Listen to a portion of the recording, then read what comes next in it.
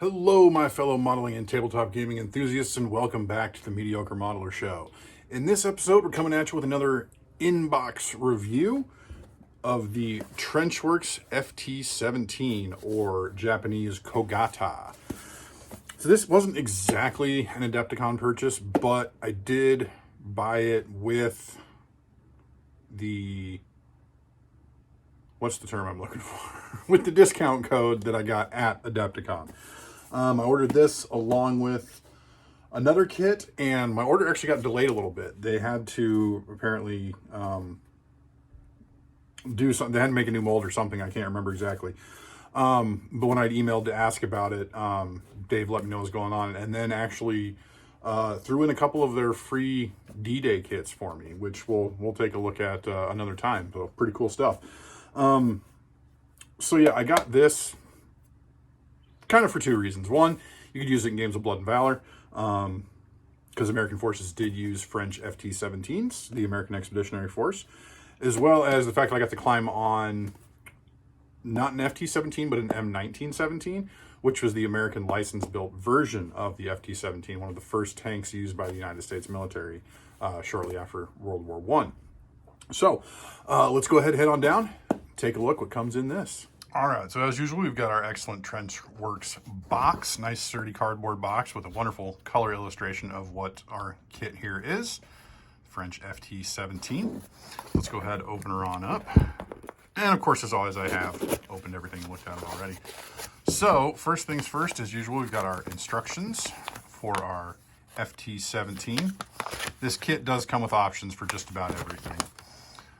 So we've got our components here. We've got our hull, our track sections, sort of our unditching roller at the back, the exhaust, and I think kind of a toolkit or something. Mine is actually missing this piece, but I think it's something that's easy enough to just come up with out of the spares bin. So we've got our assembly instructions, main hull and tracks, our exhaust, and our toolkit, as well as then we've got our trench rail, how that all fits in.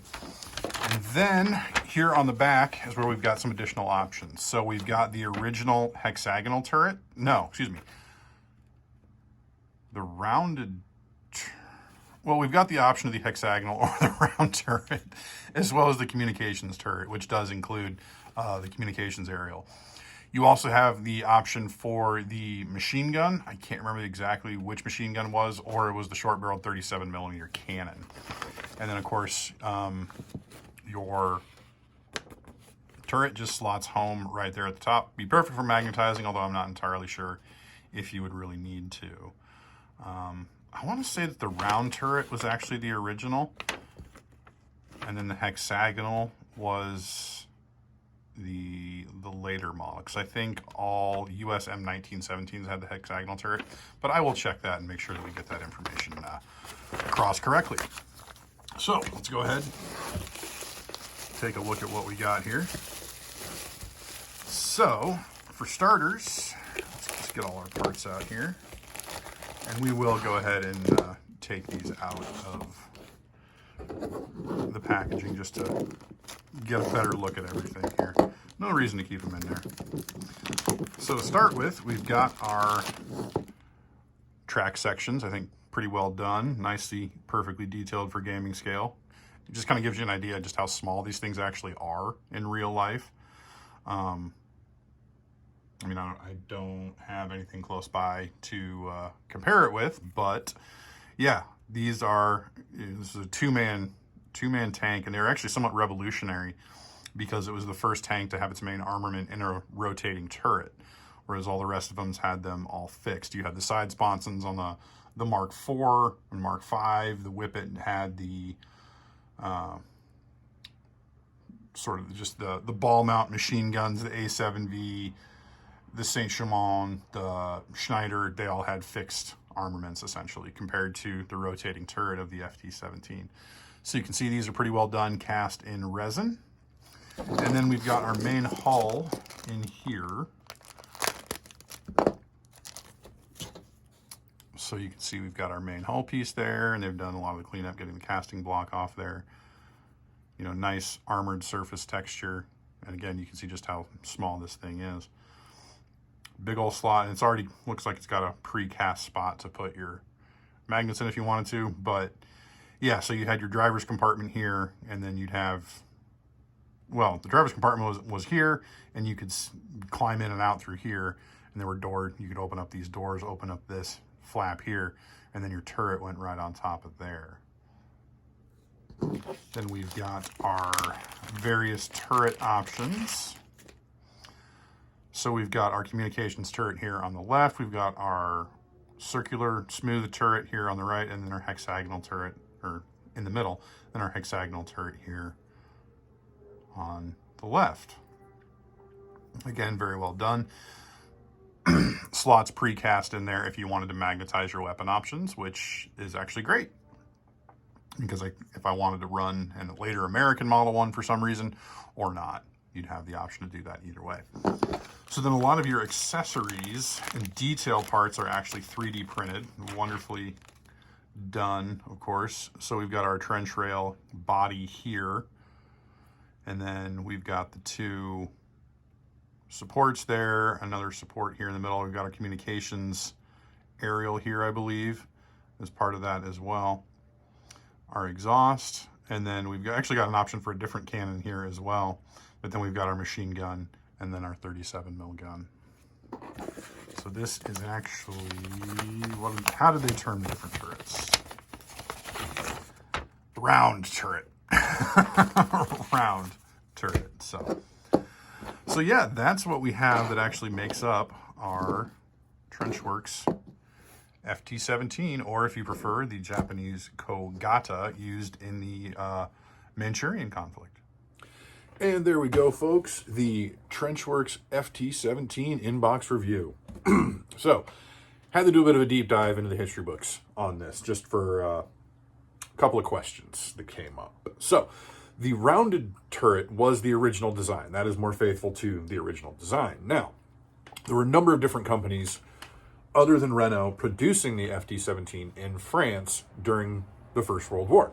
And one of these companies, I can't remember which one exactly, developed the hexagonal turret. So the rounded turret was actually a cast turret, but the hexagonal turret was a welded turret.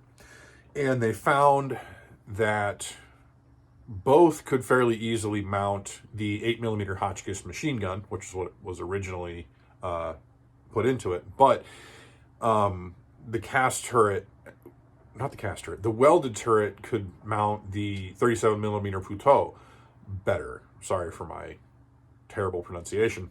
It's been a very long time since I took French class. Over 20 years, as a matter of fact. But it's kind of an interesting thing, because you will see restorations that have the round turret that have the 37mm gun, whereas you will see, I don't know, there's a really great picture out there of two FT-17s in American service where you can tell that they do still have the French camouflage on them. The lead one has a round turret, which is mounting the 8mm Hotchkiss, but then the second one has the hexagonal turret, which does have the 37mm gun in it. So I don't know if it's always true that the 37mm gun was always in the hexagonal turret, or if it was in the round turret or not. Anecdotal evidence at this point, but just kind of an interesting thing. As well as all of the American-produced FT-17s, so the license-built FT-17s, or the M1917, which didn't see service with the AEF, the American Expeditionary Force, during the First World War, they weren't produced in time. Renault had licensed the design to U.S. manufacturers to make, but by the time that they were really needed, they hadn't produced any yet. So I think it was 900 some M1917s were produced in the United States. They all used the hexagonal turret. And a number of them were actually surplus to Canada, and I think sometime in the 1920s as training vehicles. But yeah, so the interesting thing, again, it purely anecdotal that the cannons were originally supposed to be in the hexagonal turret as opposed to the round turret. Might be how I model it, we'll see. Not important, exactly. But again, all of they were true FT-17s were in American use with the AEF.